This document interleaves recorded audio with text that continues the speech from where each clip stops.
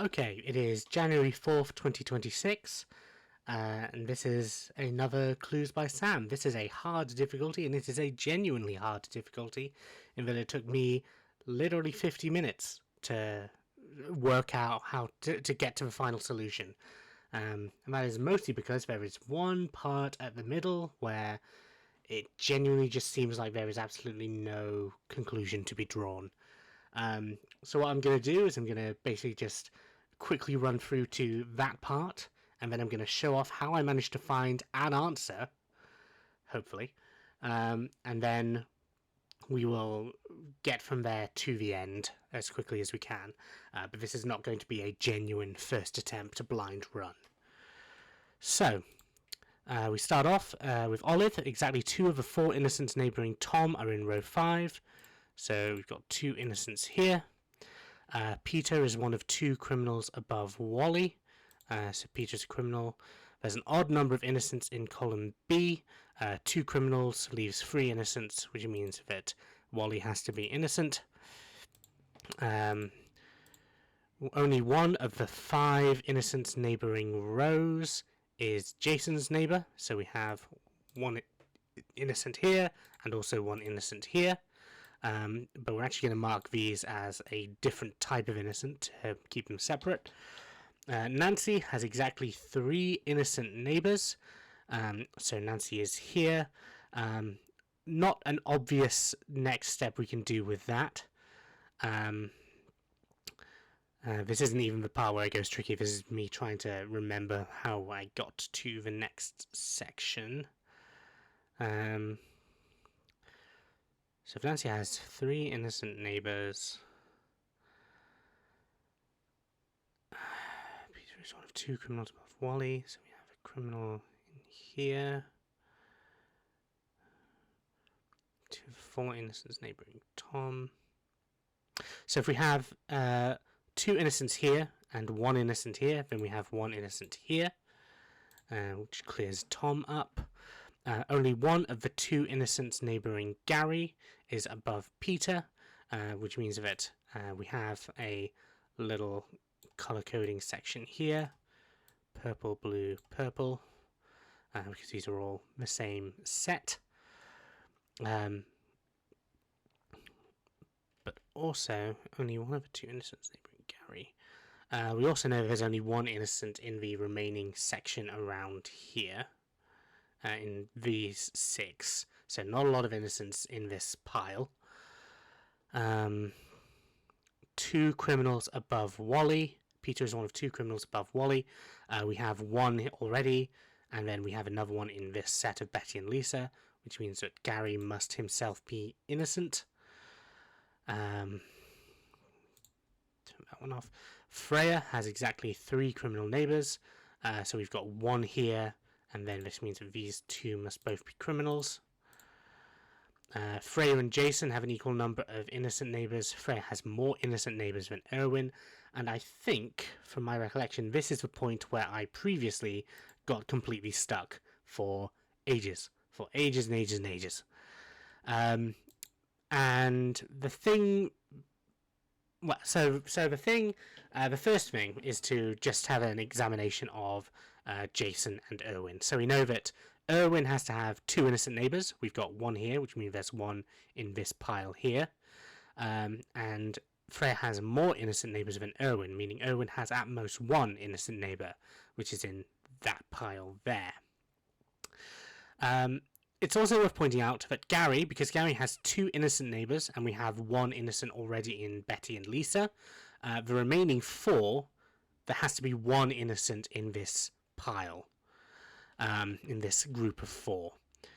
Now, it's interesting to think about where that innocent can be, especially given what we know about Nancy. So Nancy has 3 innocent neighbours. We have 1 innocent already here. Could theoretically be the 2 innocents could theoretically be here and here, but unlikely. And then we've got another potential slot for an innocent. If it's not both Maria and Tom, then it'll be one of the 2, and then Well, it could theoretically be. Oh, anyway, 3 innocents surrounding Nancy. I'm not going to go into too much detail. We just need to remember that there are 3. So, because there's 1 innocent in Freya, Donald, Hank, and Maria, let's think about the case where Donald is innocent. So if Donald is innocent, then Hank is a criminal, Maria is a criminal. I should probably use a different tagline for that, just to keep this separate. Can we do... Nope. Can we do bottom left? Can we hold bottom left? There we go. Okay, so in the world where... No, okay. In the world where Donald is innocent, Hank has to be a criminal, Maria has to be a criminal, Freya has to be a criminal. So let's think about where the remaining innocent around Nancy can be. Well, there have to be 3 innocents around Nancy, which means it has to be Tom and has to be Jason. That's a problem, because Erwin, we've already said, has to have no more than 1 innocent neighbour, and we've already given him 2. So we know for a fact that Donald has to be a criminal. And that is hard to spot. That took me a long time to work out. It's not an obvious piece of logic that Donald is the next person you have to look at from there. But yes, having worked out that Donald is the next person we can solve, we now look at Donald's clue. So Erwin and Wally have an equal number of criminal neighbours. We look at Wally. Wally has either 1 or 2 criminal neighbours, depending on whether Uma is a criminal or not. We know that Erwin has to have at least 2 criminal neighbours, so Wally has 2 criminal neighbours. Uma is a criminal. And we know that one of these is innocent. Next up, Uma. There is only 1 innocent in between Freya and Jason. We have that innocent. It is Gary, so Hank is a criminal, which means that Jason is the innocent. And at this point, we are basically just in the remaining. Well, this is basically cleanup, but I do need to still be a little careful about this because there is still space to mess up. So, Jason has 2 innocent neighbours, and we know that there is 1 in here, which means that Owen has to be an innocent. Nancy has more criminal neighbours than Austin. So Nancy has between 1 and 3. Austin has between 0 and 2, which I don't think tells us a huge amount. Nancy, but actually, no, hold on. Nancy has exactly 3 innocent neighbours, and we have 2.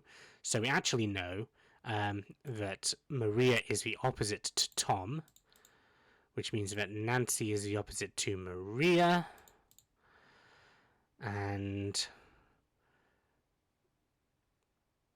Freya has to be the opposite to Maria as well.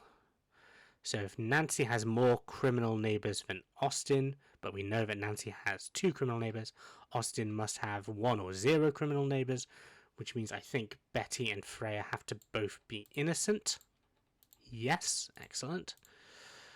And because we said that, well, that means that we know that these 2 are criminals and these 2 are innocent, and we are done. And this is an entirely fake time that is about to turn up. It says less than 9 minutes, so it's not the case. It took me 50 minutes. But hopefully, with that information, you are able to learn from it and spend less time thinking about the next time something like this comes up than I did this time. So thank you very much for watching. I hope this was a useful video for you. I hope you learned something. If nothing else, I hope that you are able to go back to the Clues by Sam you already have running and realise where you can go from there. Thank you very much. Hopefully tomorrow will be a little bit less of a 50-minute slog for me, and I will be able to get you through in much faster time. Thank you very much for watching.